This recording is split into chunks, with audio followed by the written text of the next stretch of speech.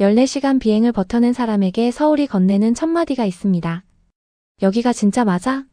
그 말 한마디가 이 커플의 입에서 나오기까지 딱 하루가 걸렸습니다. 오늘 소개할 분들은 중남미 출신의 여행 커플 호세와 페르난다입니다. 두 사람은 가족과 함께 무려 14시간 40분의 장거리 비행을 마치고 처음으로 한국 땅을 밟았는데요. 비행기에서 내리자마자 페르난다는 땀을 닦으며 카메라를 향해 이렇게 외쳤다고 합니다. 뛰어왔어요. 너무 흥분해서. 한국 여행이 시작되기도 전에 이미 감정이 폭발해버린 것이죠. 인천공항에서 호텔까지는 프라이빗밴으로 이동했는데요.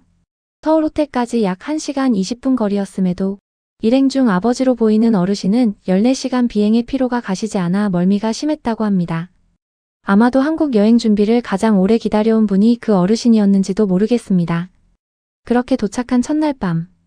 비도 내리고 추위도 있었지만 두 사람은 호텔 방에 짐을 던져두고 바로 밖으로 나왔습니다. 시각은 밤 11시 15분. 페르난다는 카메라를 들고 이렇게 말합니다. Chicken, que es hasta la 1:30 de la mañana. Íbamos a dormir, pero no quisimos desperdiciar el día. 그리고 두 사람은 비가 내리는 서울 골목을 13분째 걷고 있었습니다. 이 장면에서 한국인들이라면 당연하게 받아들이는 것이 있습니다. 밤 11시가 훌쩍 넘은 시간에 비가 오는 길을 외국인 커플이 아무 걱정 없이 걷고 있다는 것. 중남미에서는 저녁 9시만 넘어도 혼자 거리를 나서는 것이 위험할 수 있고 유럽의 일부 도시도 깊은 밤 골목은 함부로 다니지 않는다고 합니다. 그런데 서울은 달랐습니다. 비를 맞으며 걸어도 지도를 보며 헤매도 두 사람의 얼굴에는 걱정 대신 설렘만 가득했습니다. 두 사람이 찾아간 곳은 새벽 1시 30분까지 영업하는 치킨집이었습니다. 서울의 밤을 붙잡고 싶었던 이 커플이 선택한 첫 번째 한국 음식은 바로 프라이드 치킨. 마늘 양념과 바베큐 두 가지 종류를 시켰는데 호세는 치킨을 한 입 빼어 물더니 표정이 완전히 달라졌습니다. Bien rico. ¿Cuál Me fue? gustó. Estaban picanticos, pero mi favorito es este. Thank you. Yo le doy un 10 de 10. 10점 만점에 10점. 이 커플이 한국 치킨에 부여한 점수입니다. 사실 한국 치킨은 이미 전 세계적으로 그 명성을 떨치고 있습니다.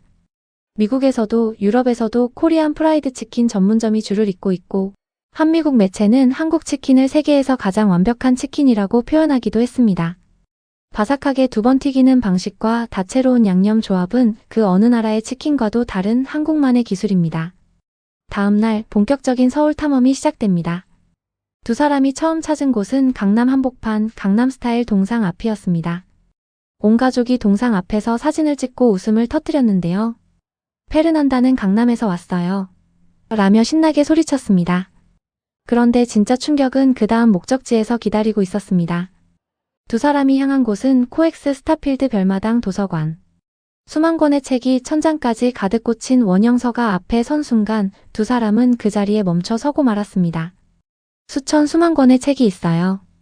너무 예쁘고 인스타 사진 찍기 딱 완벽한 장소예요.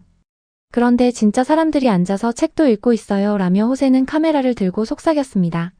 Sea un spot tan popular para fotos, no quita que es una librería como tal. Hay muchas personas sentadas que sí están leyendo con su laptop en el trabajo.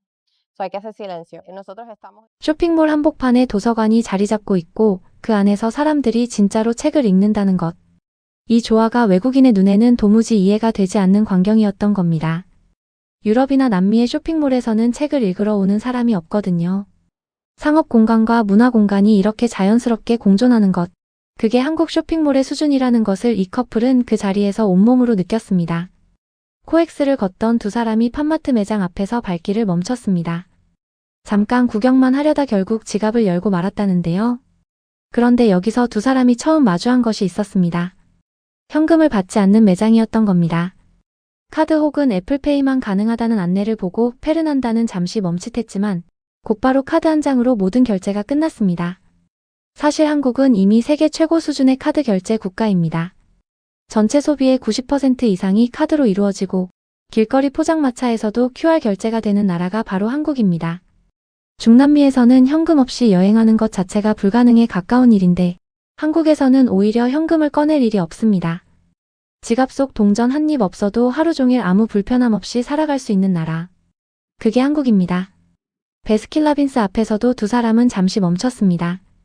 우리나라에서 흔히 볼 수 있는 키오스크 주문 시스템인데요. 커다란 터치스크린에 수십 가지 아이스크림 맛이 카테고리별로 정리되어 있고 심지어 포켓몬 콜라보 메뉴까지 등장하자 두 사람은 눈이 동그래지고 맙니다. 7명이 3스쿱씩 먹어도 놀랍도록 저렴한 가격에 페르난다는 이거. 진짜 경제적이에요 라며 입을 다물지 못했습니다. 아이스크림을 먹고 나자 페르난다가 자판기 앞에 섰습니다. 코카콜라를 한 캔 뽑았는데 첫 한 모금을 마신 후 눈이 커졌습니다.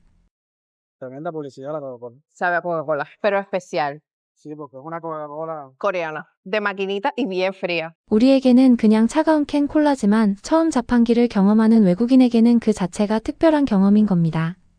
그 흔한 자판기 하나도 한국에서는 다른 온도로 느껴진다는 것 참 신기한 일이죠. 다음 날 두 사람은 서울 한복판에서 아주 신비로운 풍경을 마주칩니다. 형형색색의 연등 수천 개가 하늘을 가득 덮은 채 머리 위로 쏟아지는 장면이었습니다. 빨강, 노랑, 파랑, 초록. 그 어떤 인공 조명도 만들어낼 수 없는 색의 바다가 하늘에 펼쳐져 있었던 것이죠. 이건 한국에서도 아무 때나 볼 수 있는 풍경이 아닙니다. 석가탄신일 즈음이 되면 전국의 사찰과 거리 곳곳에 연등이 내걸리는데 외국인들이 이 시기를 맞춰 한국을 방문하면 마치 다른 세계에 발을 들인 것 같은 느낌을 받는다고 합니다. 호세 일행이 이 풍경을 마주쳤을 때도 마찬가지였을 겁니다.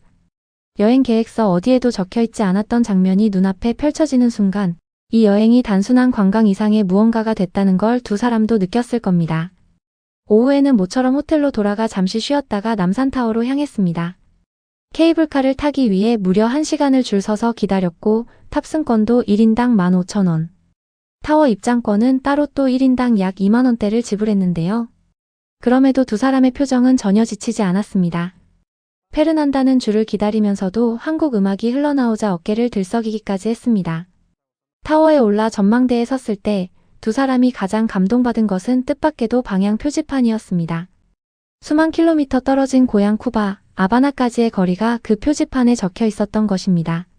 A mí me encantó, me gustó mucho ver que tenían la distancia de aquí y Cuba o La Habana. Yo lo No grabé. no esperaba verlo. Nos gustó mucho. Ahora vamos a... 여기서 쿠바까지 거리를 볼 수 있을 줄은 몰랐어요. 정말 감동이었어요 라며 한동안 그 표지판에서 눈을 떼지 못했다고 합니다. 수만 킬로미터 떨어진 곳에서 날아온 사람이 그 끝에 도착한 도시의 타워 위에서 자신의 고향 이름을 발견하는 순간 그건 여행이 주는 선물 중에서도 가장 예상치 못한 종류의 것입니다. 한국은 그런 나라입니다. 오지 않았으면 몰랐을 감동을 아무렇지 않게 준비해두는 나라. 서울 남산타워에서 자신의 고향 이름을 발견하는 순간 이 여행은 두 사람에게 완전히 다른 의미로 새겨졌을 겁니다. 남산에서 내려온 두 사람은 연인들의 자물쇠 코너에서 분홍색 자물쇠를 사서 이름과 날짜를 새겼습니다. 페르난다와 호세 2026년 그 자물쇠를 난간에 걸어 잠그던 순간 이 여행은 단순한 관광이 아니라 두 사람이 평생 기억으로 남길 약속이 되었을 겁니다. 밤 12시가 넘었습니다. 하루 종일 걷고 먹고 보고 느꼈는데도 두 사람은 호텔로 바로 들어가지 않았습니다. 근처 한국식 바베큐 식당으로 향했는데요. Son las 12 de la noche ya, pero teníamos tremenda hambre. Decidimos caminar un poquitico ahí de hotel y vinimos a este Korean barbecue que les vamos a enseñar. 숯불 위에 고기가 올라가고 연기가 피어오르자 가족 모두의 눈이 빛났습니다. 요리는 싫다던 마리아도 집게를 잡고 고기를 뒤집기 시작했고 너무 피곤해서 밥 먹다가 여기서 잠들 것 같아요 라며 결국 웃음을 터뜨렸습니다. 코리안 바베큐 앞에서는 아무도 피곤하다는 말을 지속하지 못하는 것이죠. 이렇게 하루가 마무리됩니다. 공항에서 내리던 순간부터 비오는 골목을 걷고 새벽에 치킨을 먹고 코엑스 별마당 도서관 앞에서 멍하니 서고 남산 위에서 고향 이름을 발견하고 자물쇠를 걸고 마지막으로 숯불 연기 속에서 고기를 구우며 하루를 닫았습니다. 호세는 영상 말미에 이런 말을 남겼습니다. 내일 또 한가득 다닐 준비가 되어 있어요. 뭔가 특별한 게 기다리고 있다고 했거든요. 14시간을 날아온 이 가족에게 서울은 단 하루 만에 평생 기억할 도시가 되었습니다. 그리고 그 하루를 만들어준 건 화려한 무언가가 아니었습니다. 비오는 골목, 치킨 한 판, 책으로 가득 찬 서가, 타워 위에서 발견한 고향 이름, 그리고 자정이 넘어도 환하게 불 켜진 서울의 거리. 우리가 매일 스쳐 지나는 그것들이었습니다.